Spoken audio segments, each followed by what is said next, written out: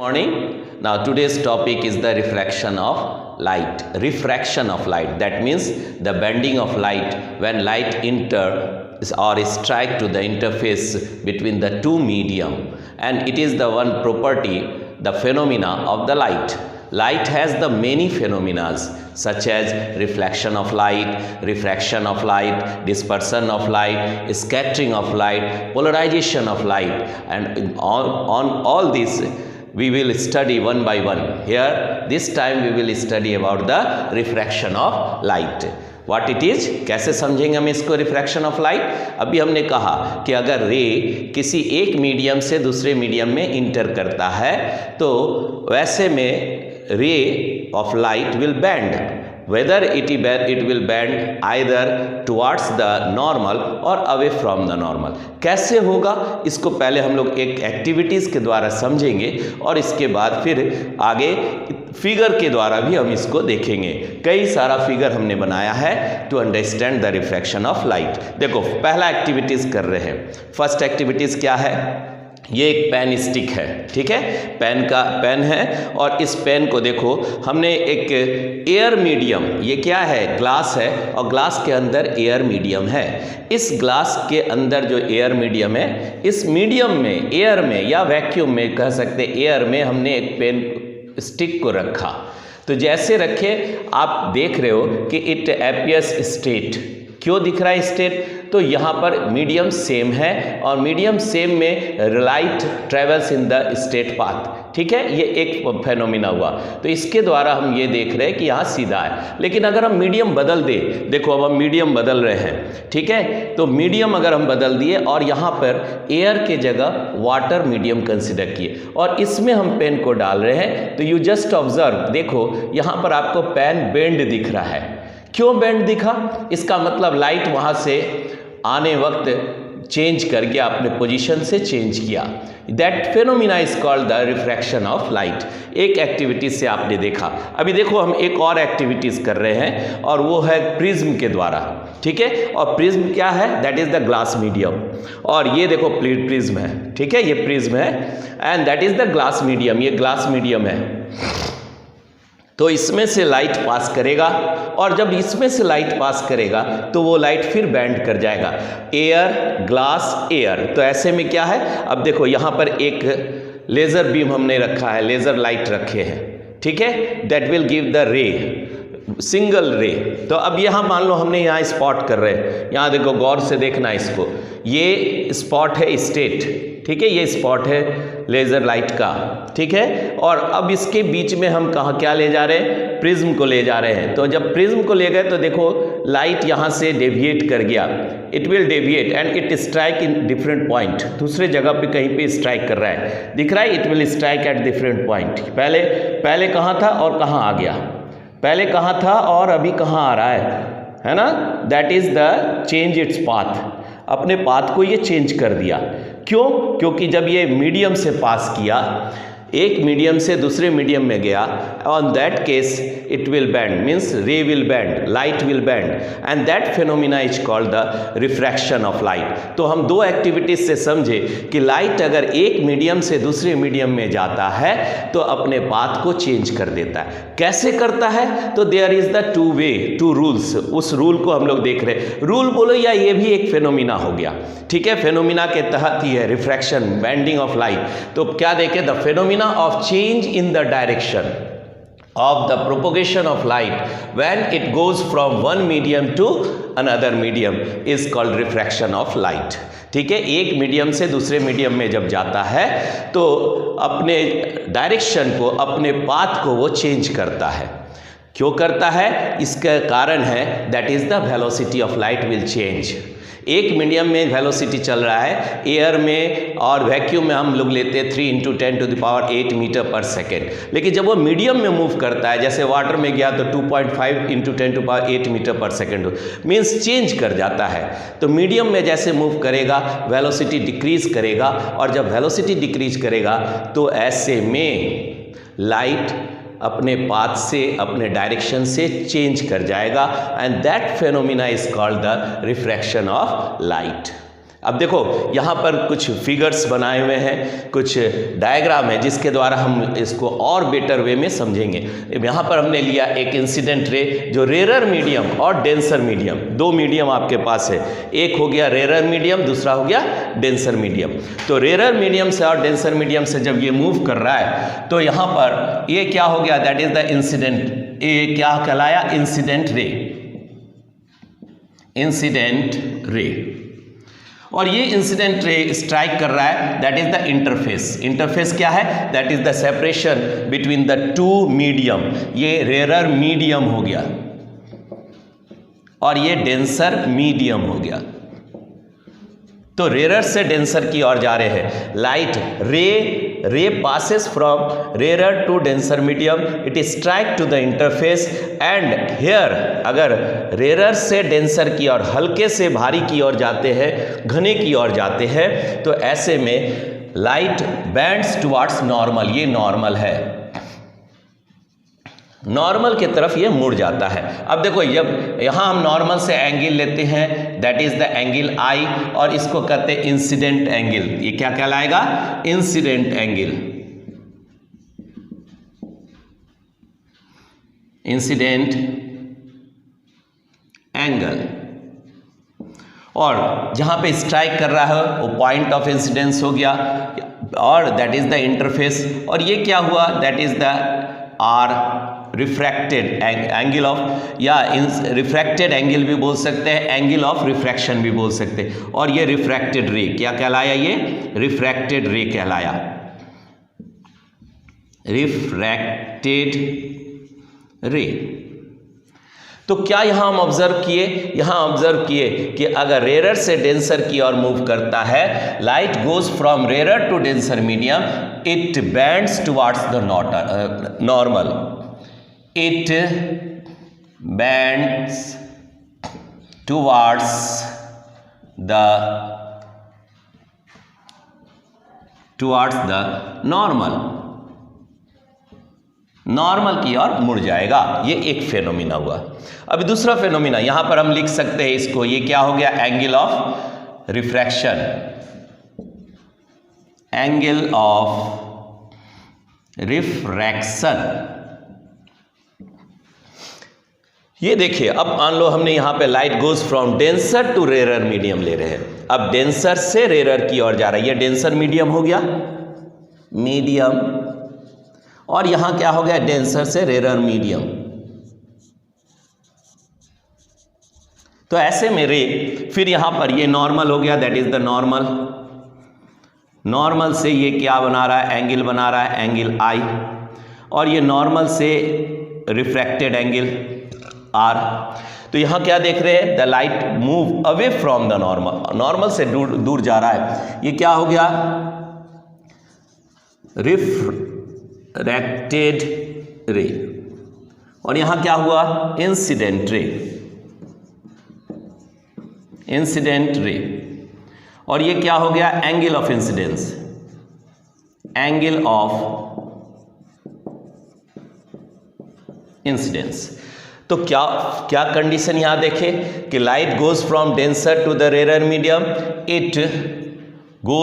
It move away, ठीक है। यहां क्या देखें, it bends away from the normal, bends away from the normal, ठीक है। It bends away from the normal कर सकते हैं, अवे फ्रॉम द नॉर्मल। तो ये क्या देख रहे हैं, ये एक तरह से आप कह सकते हैं कि एक रूल भी हो गया, या एक फेनोमिना को हम स्टडी किए कि अगर रेरर से डेंसर की ओर मूव करता है तो ये नॉर्मल के तरफ शिफ्ट करता है, बैंड करता है, ठीक है। क्यों करता है, रीजन क्या है, कॉज क्या है। तो कॉज क्या है, अगर बेंडिंग का देखेंगे कॉज, तो ये आप देख रहे हैं कि cause is the velocity of light, velocity of light क्या होगा, डिक्रीज करेगा, ठीक है। कॉज ऑफ रिफ्रैक्शन, और कॉज ऑफ रिफ्रैक्शन क्या है, the velocity changes when ray passes from one medium to another medium, the velocity changes from one medium to another medium। और यही कारण है। तो आप कॉज को भी समझें कि कॉज क्या है, ठीक है। अब देखो ये वही बात देख रहे हैं कि ये सर्टेन एंगल नॉर्मल से एंगल मूव कर रहा था, नॉर्मल से एंगल आई लिए थे, नॉर्मल से एंगल आर ले रहे हैं। लेकिन अगर मान लो यहां हमने नॉर्मल लिया, नॉर्मल, और नॉर्मल में ही इंसिडेंट हो रहा है, the light will incident normally, ठीक है, नॉर्मल में। इसका मतलब इंसिडेंट एंगल कितना हो गया, दैट इज इक्वल टू 0, ठीक है, इंसिडेंट एंगल 0 हो गया। लाइट नॉर्मली इंटर और to the interface, strike to the interface. तो इंटरफेस को, इंटरफेस क्या है, दैट इज द, अभी हमने बताया इंटरफेस क्या है, it is the separation between the to, the surface of separation between the two medium is known as the interface, ठीक है, is known as the interface is the separation between the two medium, the surface जिसको आप ले रहे हैं। तो normal में अगर जाता है तो यहाँ पर रिफ्रैक्शन R का वैल्यू भी 0 हो जाएगा, means straight light will pass straight, light कैसा जाएगा, स्ट्रेट पार्ट पास करेगा। यहाँ पर बैंडिंग का प्रोसेस आप नहीं देखेंगे, ठीक है। और अगर ये दोनों ही कंडीशन में, अगर आप डेंसर मीडियम लेते हैं, मीडियम से रेयरर की ओर जा रहे हैं, ठीक है, रेयरर की ओर जा रहे हैं, तो ऐसे में यहां देखो रेयरर की ओर जा रहे हैं, तो ऐसे में क्या देख रहे हैं कि लाइट सीधा जाएगा। अगर आप इसी को देखते हैं, रेयरर से भी अगर नॉर्मल गिर रहा है, लाइट नॉर्मल अगर मूव कर रहा है रेयरर से डेंसर की ओर, तो यहाँ भी आप क्या ऑब्जर्व कर रहे हो कि ये सीधा मूव कर रहा है, ये स्ट्रेट मूव कर रहा है, लाइट आपका बैंड नहीं कर रहा है, स्ट्रेट जा रहा है, ठीक है। तो यहाँ पर क्या हुआ, एंगल ऑफ इंसिडेंस यहाँ अगर आप लेते हैं तो ये भी 0 हो गया, तो आर रिफ्रैक्शन भी 0 हो गया, यहाँ पर भी R refraction, angle of refraction भी 0 हो गया। तो एंगल अगर बनाते हैं विद द नॉर्मल, तो ही वहाँ पर हम लोग बैंड का प्रोसेस देखते हैं। अगर normal to the surface, surface ये रहा, सरफेस के नॉर्मल, देखो सरफेस के नॉर्मल ये 90 डिग्री हो गया, दैट इज π/2। यहाँ पर भी नॉर्मल दिखा रहे हैं, सरफेस के नॉर्मल, सरफेस के नॉर्मल दिख रहा है 90 डिग्री, ठीक है। तो अगर नॉर्मल मूव करेगा तो वहाँ बेंडिंग नहीं होगा एक मीडियम से दूसरे मीडियम में। ये आपका क्या हो गया, सरफेस हो गया, सरफेस जहाँ पर एक दूसरे को मीट कर रहा है, and that is called interface, ठीक है। तो ये सब बात हम लोग जाने यहाँ पर, ठीक है, कि डेंसर से रेयरर जाएगा, नॉर्मल की ओर मूव करेगा, रेयरर से डेंसर की ओर जाएगा, डेंसर से रेयरर की ओर जाएगा, अवे मूव करेगा, रेयरर से डेंसर की ओर जाएगा, टुवर्ड्स नॉर्मल मूव करेगा। अगर स्ट्रेट पास करता है तो वो नॉर्मली करेगा, तो वहाँ कोई बेंडिंग नहीं होगा। ये सब बात हम लोग जाने। अब देखो, अब यहाँ हम लोग कुछ और फेनोमिना को देखते हैं, ठीक है। क्या बात, देखो यहाँ पर अभी आपने एक एक्टिविटीज़ किया था और ये बैंड का किया, कैसे बैंड किया कि मान लो हमने यहाँ पर कोई विज़न रखा है, तो लाइट जो है यहाँ से मूव कर रहा है और वो इस पे टकराने के बाद इधर हमको नहीं दिख रहा है, ठीक है। तो इसको हम समझ सकते हैं कि इसका मतलब यहाँ पर देखो, ये भी मिटा देते हैं और इसको ध्यान से देखो। यहाँ पर मान लो हमने आई बनाया, ठीक है, यहाँ आँख है तुम्हारा, सपोज करो कि यहाँ आँख है और यहाँ रे जो यहाँ से मूव कर रहा है, इट विल स्ट्राइक हियर, और ये भी स्ट्राइक कर रहा है यहाँ, ये भी स्ट्राइक कर रहा है यहाँ, ठीक है, दीज आर स्ट्राइकिंग। तो ऐसे में आँख के पास ये नहीं आ रहा है क्योंकि ये तो सीधा निकल जाएगा, आगे जाएंगे तो सीधा चला जाएगा, आँख पे नहीं दिख रहा है। लेकिन इसी आई को अगर हम आई यहाँ पर जो बनाएं, इसी आई को अगर हम इधर बनाते हैं और लाइट जैसे मीडियम डालोगे, मीडियम में डालने के बाद ये यहाँ से आएगा, इससे टकराया, यहाँ पे टकराया, ये यहाँ टकराया, ये यहाँ टकराया, और इसके बाद यहाँ से एक नॉर्मल ड्रॉ किए और ये नॉर्मल से बैंड कर गया, अवे चला गया। तो यहाँ पर जो आँख आपने रखा है उस पर आपको दिखने लगा, रे यहाँ दिखने लगा। तो ये जो पोर्शन है इसको हम स्ट्रेट अगर खड़ा करें तो हमको यहाँ पर क्या दिख रहा है कि ये देखो बैंड किया हुआ नज़र आ रहा है, क्योंकि अब हम इसको यहाँ से देखेंगे, ऐसे देखेंगे, क्योंकि लाइट ये ऐसे जा रहा है, ठीक है। तो हमको क्या दिखेगा, बैंड किया हुआ दिखेगा। वास्तव क्यों ऐसा हुआ, तो मीडियम के चलते हुआ। That is the phenomena known as the refraction of light. अभी देखो ग्लास स्लैब अगर आप लेते हैं, वहां भी हम देखते हैं ग्लास स्लैब, तो यहां क्या है, एयर मीडियम है, फिर ग्लास है, फिर एयर है। तो ऐसे में इंसिडेंट रे यहां से मूव किया और ये नॉर्मल के तरफ, क्योंकि रेयर से डेंसर की ओर गए, है ना। यहां पर आपने लिखा था रेयर से डेंसर की ओर जा रहे हैं, यहां डेंसर हो गया, डेंसर की ओर जा रहे हैं, तो नॉर्मल की ओर बैंड कर गए, ठीक है। That is the R, and यहां हो गया आई। फिर आगे, क्योंकि यहाँ ग्लास स्लैब है, पैरेलल है, तो ये नॉर्मल है, तो यहाँ भी आपने नॉर्मल बनाया, नॉर्मल, तो ये नॉर्मल की और यहाँ पर एंगल, फिर यहाँ पर भी आर एंगल बना। और तब जब इमर्जेंट हो रहा है, बाहर निकल रहा है, दैट इज द, फिर एयर में जैसे आया, यहाँ इंटरफेस क्या हो गया, मान लो हमने यहाँ पे लिया P, Q, R और S। अगर ग्लास स्लैब नहीं रहता तो लाइट सीधा पास कर जाता, लेकिन ग्लास स्लैब आने के बाद, मीडियम में आने के बाद लाइट अपने पाथ से बैंड कर गया, और ये बैंड करने के बाद फिर स्ट्रेट चला उस मीडियम में। कहाँ बैंड किया, तो बैंड कहाँ किया, एट द इंटरफेस, या कह सकते हैं पॉइंट ऑफ इंसिडेंस, जहाँ पे वो स्ट्राइक कर रहा है, और वहाँ से बैंड करने के बाद वो फिर स्ट्रेट किया और फिर दूसरे फेस पे फिर बैंड किया, और ये जो निकला वो उसको हम कहते हैं इमर्जेंट, एंगल ऑफ इमर्जेंट। यहाँ क्या है, एंगल ऑफ इंसिडेंस,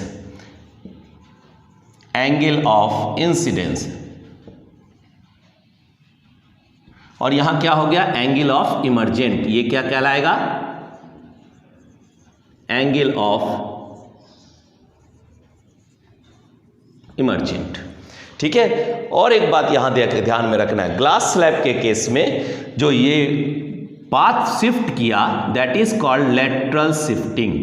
इसको क्या कहेंगे, लेटरल शिफ्टिंग कहेंगे, जिसको आप L या D से भी रिप्रेजेंट कर सकते हो, लेटरल शिफ्टिंग।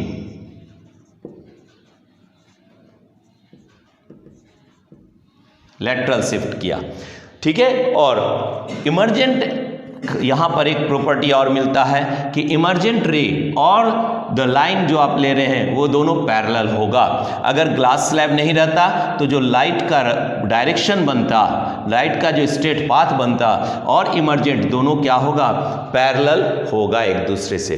तो ये भी बहुत ही सुंदर एक फिनोमिना माने दिखता है, and that is the refraction of light. अब देखो ग्लास प्रिज्म में भी आपने देखा था, ये तो ग्लास स्लैब में हो गया, प्रिज्म में भी आपने अभी एक्टिविटी करके देखे, यहाँ नॉर्मल हो गया, नॉर्मल, यहाँ भी नॉर्मल हो गया, नॉर्मल, ठीक है, ये नॉर्मल हो गया, यहाँ पर ये नॉर्मल है। तो ऐसे में यहाँ पर एंगल ऑफ इंसिडेंस हो गया I, और यहाँ हो गया R, फिर यहाँ हो गया R1, और यहाँ पर ले लिए ये हो गया R2, ठीक है, और ये इमर्जेंट एंगल हो गया E। तो यहाँ पर भी हम देखें क्या कि लाइट फेसेस से चेंज कर रहा है। अब जब मान लो फेस आपने लिया ABC, तो जब इंटर कर रहा है, इंटरफेस पे स्ट्राइक कर रहा है, ऐसे में लाइट बैंड कर जा रहा है, ठीक है। अगर रेयर से डेंसर मीडियम में है तो टुवार्ड्स नॉर्मल बैंड कर रहा है, और अगर डेंसर से रेयर की ओर है तो ऐसे में away from the normal band कर रहा है। सो ये फिनोमिना हम लोग कई एक्टिविटीज़ के द्वारा समझे कि that phenomena of the light where the light changes its direction, changes its path, and that phenomena is known as the refraction of light when it goes from one medium to another medium। और इन सभी phenomena को देख करके law of reflection बना, law of refraction. अब क्या है law of refraction? तो लॉ तो आप समझ गए। अब रिफ्रैक्शन, दो लॉ हमारे पास है, ठीक है। क्या पहला लॉ क्या बोल रहा है? First law. फर्स्ट लॉ क्या कहता है कि the incident ray, the normal and the refracted ray to the surface separating the two medium, दो मीडियम को जो सेपरेट करता, lie at the same plane, lie at the same plane. देखो इसको लिख दे रहे, the incident ray, the incident ray, the normal, normal या कह सकते the reflected ray and the normal, the refracted ray and the normal to the surface separating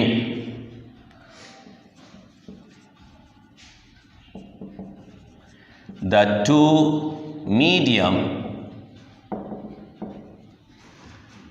lies in the same plane at the point of incident। और दूसरा क्या हो गया? Second में आप देख रहे हो रेशियो, किसी भी जगह हम लेते हैं, बात को यहाँ समझो कि अगर मान लो हम यहाँ पर कंसीडर कर रहे हैं interface, that is the interface that is the separation between the two medium, rare medium and denser medium. तो इंसिडेंट यहाँ हमने नॉर्मल किया, यहाँ भी नॉर्मल बनाए, यहाँ भी नॉर्मल बनाए, सपोज करो। तो हम यहाँ पर ऐसे इंसिडेंट कर रहे हैं डेंसर की ओर, तो ये मूव कर गया, इधर बैंड कर गया।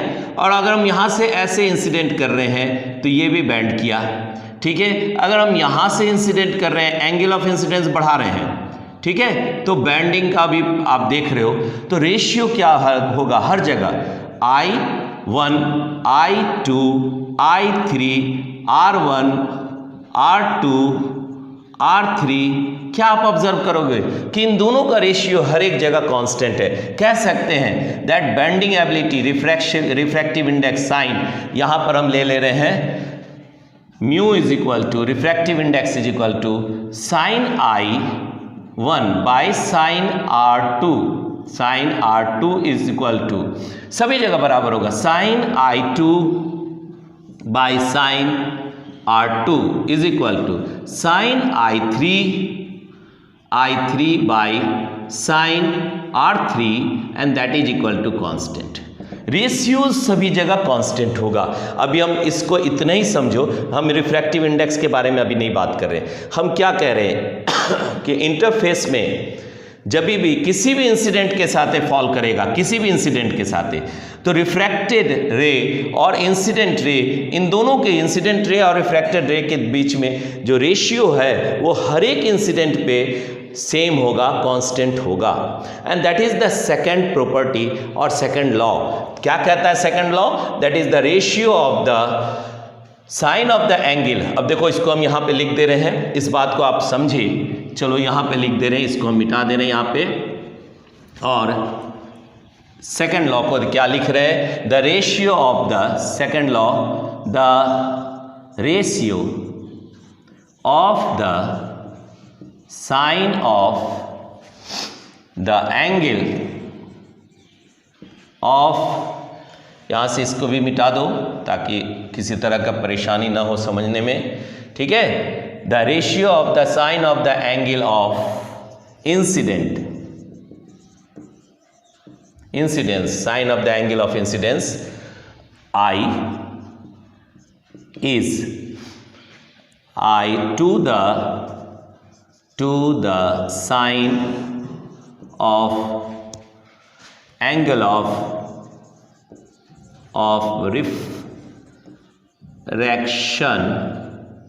refraction R is, क्या कह रहे हैं? Refraction R is constant। और ये आपका रिलेशन को हमने समझाया। और इसी बात को हम क्या लिखते हैं? कांस्टेंट क्या कहाँ पे, दो मीडियम के बीच में। अगर मीडियम चेंज नहीं करेंगे, सेम मीडियम जो भी है यहाँ पर, जैसे आपने यहाँ पे मान लिया एयर ले लिए, यहाँ वाटर ले लिए, तो इस वाटर और एयर का मीडियम को चेंज नहीं करना है, ठीक है। तो हम इसको लिख भी देते, for constant for same two medium या एनी टू मीडियम,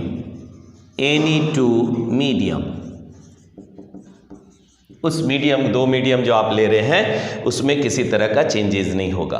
तो ऐसे में ratio of the angle of incidence to that of the angle of refraction is always constant. और इसको आप ऐसे भी लिख सकते हो, the mu is equal to sine of the angle I by sine of the angle are.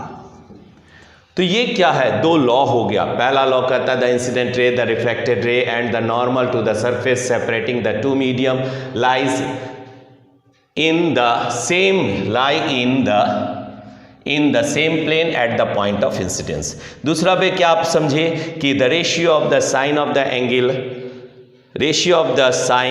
the angle of incidence to the sine of the angle of refraction is always constant for the same two medium and that is called the mu sin I by sin r।